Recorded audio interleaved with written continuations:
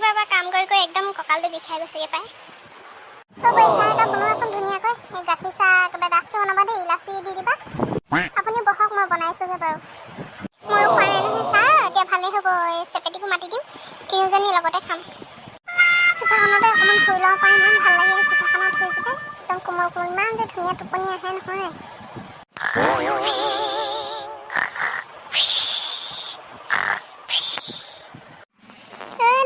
ঘৰত আছেনে?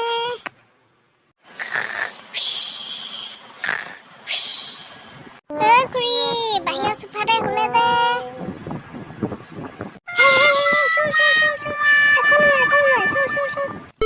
আমিহে আহিছো, টুনটুনি বাই আৰু মই তকৌ আহিছো।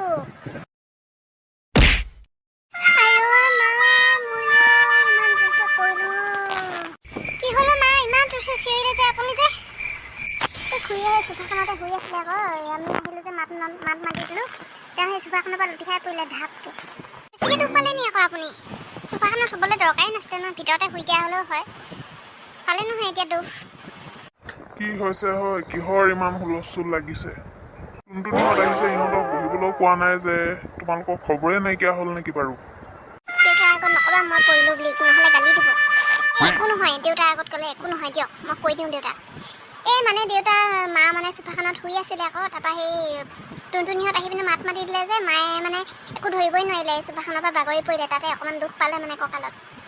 সিমানো দুখ নাই পোৱা আৰু, খালি অকণমান বাগৰি পিনে কঁকালটোহে অলপমান বিষাই আছিলে। এতিয়াও সেই বিষাই আছে আৰু অলপ, মলম লগাই দিলে ভাল হৈ যাব। তুমিও যে মানুহ চোফাখনত বাৰু শুব লাগে নে বাৰু? ভিতৰত বিচনা আছে নহয়, ভিতৰত বিচনা নাইকিয়া হোৱা নাই নহয়। তুমি যে চোফাখনত শুই আছা, কাম নাইকিয়া কামবোৰ কৰি থাকা, এতিয়া পালা নহয় চাপটো, কেনেকুৱা লাগিছে কঁকাল বিষত?